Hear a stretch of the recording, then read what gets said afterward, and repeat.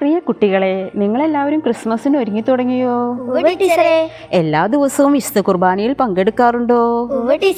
എല്ലാ ദിവസവും മുടങ്ങാതെ സുഹൃത ജപങ്ങളൊക്കെ ചൊല്ലാറുണ്ടോ?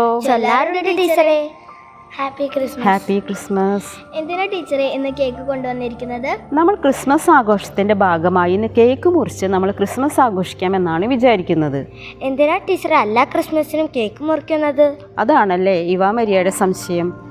കേക്ക് നമ്മളെ ലോകരക്ഷകന്റെ ജനനത്തെ അറിയിക്കുന്ന ദിവസത്തെയാണ് നമ്മൾ എന്തെന്ന് പറയുന്നത്? ക്രിസ്തുമസ് എന്ന് പറയുന്നത്.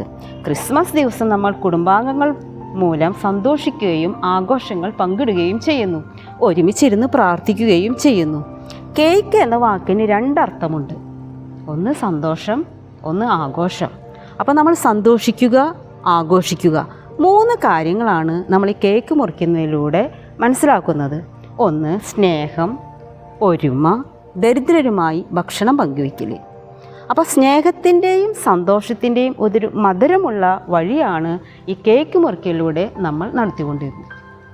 അതാണ് നമ്മൾ ക്രിസ്തുമസ് എന്ന് പറയുന്നത്. അപ്പോൾ എല്ലാവർക്കും ഹാപ്പി ക്രിസ്മസ്.